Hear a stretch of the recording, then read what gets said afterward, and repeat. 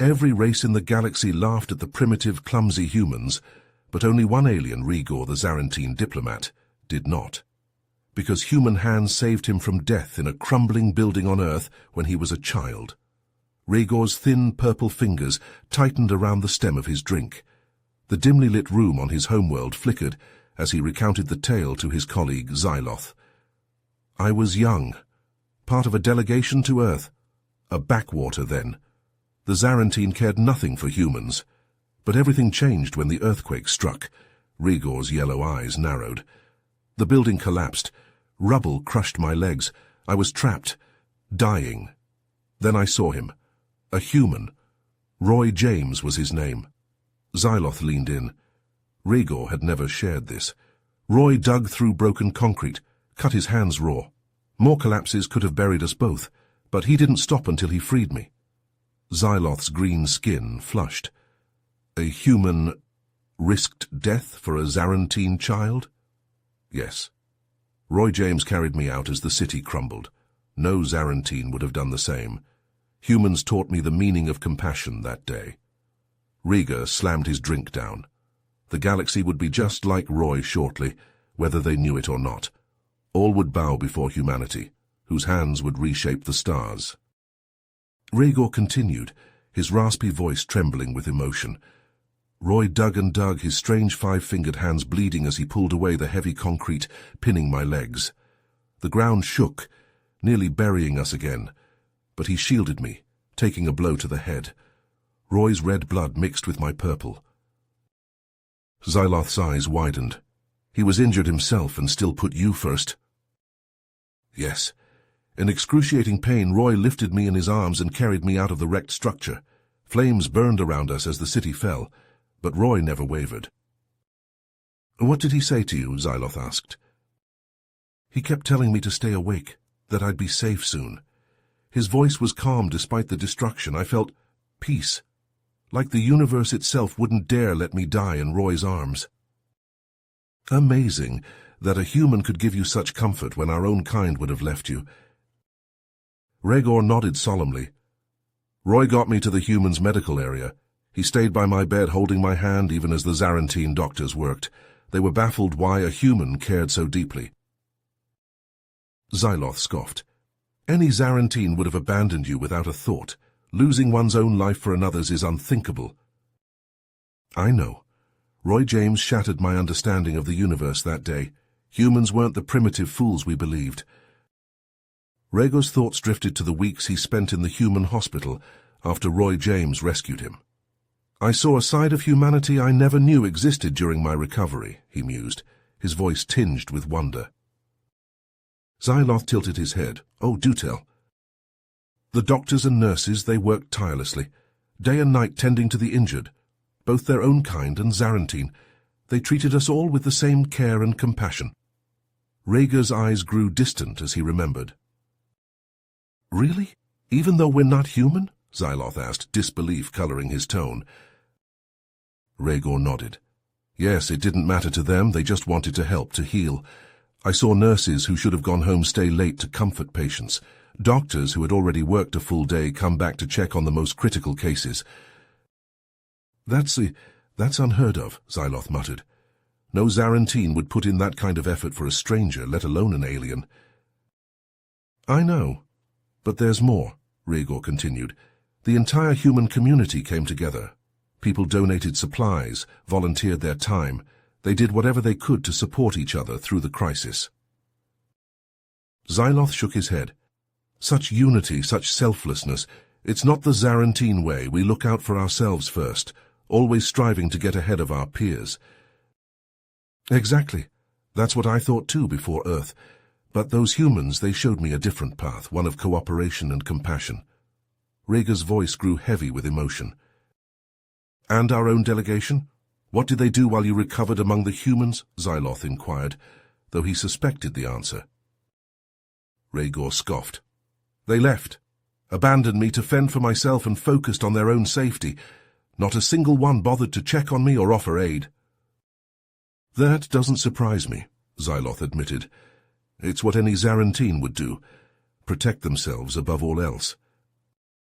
I know, But experiencing the contrast firsthand, it changed me, made me question everything I thought I knew about our values, our society. Rhaegor's voice grew stronger as he continued. When I returned home, I knew my life's purpose had changed. I couldn't go back to seeing humans as inferior, not after what Roy did for me, what I witnessed on Earth. Xyloth nodded, his interest piqued. So what did you do? I dedicated myself to understanding humanity. I studied their languages, their histories, their cultures. I became one of the only Zarantine experts on Earth. Rhaegor's eyes sparkled with pride. That couldn't have been easy, Xyloth remarked. Most Zarantines still view humans as primitive, don't they? Rhaegor sighed. Yes, convincing our people to take humans seriously was a challenge. Many leaders scoffed when I suggested we had things to learn from Earth. They couldn't see past the humans' lack of advanced technology. How did you change their minds? Xyloth asked, leaning forward. I shared my story over and over. I told them about Roy's selflessness, about the compassion and unity I saw in the human doctors and community. Slowly, perceptions started to shift. Rhaegor's voice was steady, determined. Xyloth's brow furrowed. And Roy, did you ever see him again? A smile tugged at Rhaegor's lips. Yes, we stayed in contact over the years. We became close friends despite the light years between us. His friendship has been a constant reminder of the lessons I learned on Earth. Remarkable, Xyloth breathed. To think a single human could have such an impact on your life, on your entire worldview. Rhaegor leaned forward, his gaze intense. My experience with Roy, with humanity, it taught me the power of compassion, of putting others before yourself. It showed me that unity and cooperation can overcome any challenge. Xyloth sat back, his mind reeling. And you think the Zarantine need to embrace these qualities? To learn from the humans? I do, Rhaegor said firmly. If we hope to build a better future for ourselves and for the galaxy, we must let go of our selfish ways. We must learn to work together, to care for one another, as the humans do. Xyloth's eyes widened as Rhaegor's story took a somber turn. Rhaegor's voice grew heavy, his shoulders slumping under the weight of his words. Despite everything I did, all my efforts to bring our people together, it wasn't enough. Fear and mistrust took hold, and before I knew it, we were at war with the humans. Rhaegor's fingers tightened around his drink, his knuckles turning a pale lavender. War? But how? What happened? Xyloth asked, leaning forward in his seat. Rhaegor sighed, his gaze distant. A series of misunderstandings, escalating tensions. The Zarantine, they couldn't let go of their prejudices. They saw the humans as a threat, and in their fear they struck first. They attacked Earth? Xyloth's voice was barely a whisper. Rhaegor nodded, his eyes glistening with unshed tears. It was devastating. Cities reduced to rubble, countless lives lost on both sides. And in the chaos, I lost contact with Roy. I never found out what happened to him. Xyloth reached out, placing a hand on Rhaegor's shoulder. I'm so sorry, Rhaegor. I can't imagine how that must have felt, not knowing the fate of the human who changed your life. Rhaegor's voice cracked as he spoke. I can't help but feel responsible.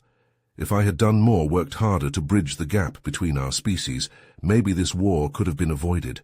So much destruction, so much death, all because we couldn't overcome our differences. Xyloth sat back, his mind reeling from the revelation. But why share this now, Rhaegor? The war, it's over, isn't it? Rhaegor met Xyloth's gaze, his expression fierce with determination. Yes, the war is over, but the work is just beginning. We can't let the sacrifices, the losses, be in vain. We must remember the lessons I learned from Roy, from the humans. Compassion, unity, understanding. These are the qualities we need to embrace if we hope to build a better future.